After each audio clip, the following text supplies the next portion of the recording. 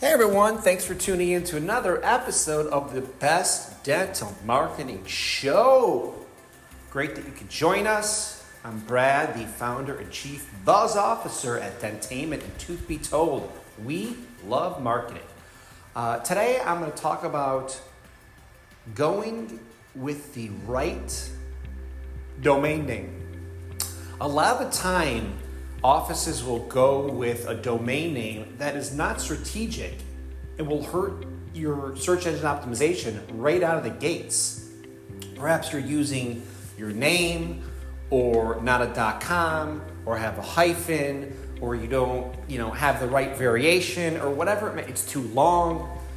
You want to make sure your domain name is either descriptive in nature or somehow strategic around your location, services, whatever it may be. You want to give a lot of thought to the domain name that you're using. And I also want to say this, just even if you're not a startup, it doesn't mean that you can't change and update your domain name today, right? Like we do this a lot for clients, especially new clients that we take on. You might have a domain name that you use for years. As long as you maintain that domain authority and SEO juice you've built up over the years. You obviously need to maintain that and bring it over. You have to do that properly. That's obvious. You got to renew that domain name moving forward. As long as you figure out the email issue and that's not a problem logistically, there's no reason you can't, as long as there's a really, really good domain name that you could invest in or you could acquire.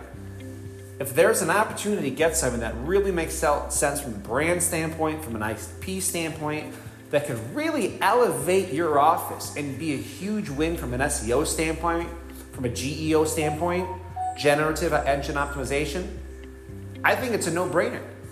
Because immediately out of the gates, it'll be more memorable. Your marketing expenses will have a better ROI. I think long-term practice valuation will go up. When you sell it, you'll have a higher practice valuation. Especially if you're using your name right now for DSO or someone buys you long-term, they're not going to use your name, right? And so if you have a descriptive name, those are worth a lot more money than, your name or some bad, domain name that's not a .com or a hyphen. So I would encourage offices to start thinking about this more, and maybe you want to explore other options and get on these early, because obviously a lot of the great ones are gone. And so, but you'd be surprised at what's already out there. So just make sure that you're really, really strategic about the domain name choice you have.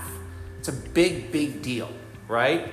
And I see it a lot where sometimes the domain name is available for an office and they don't even realize it.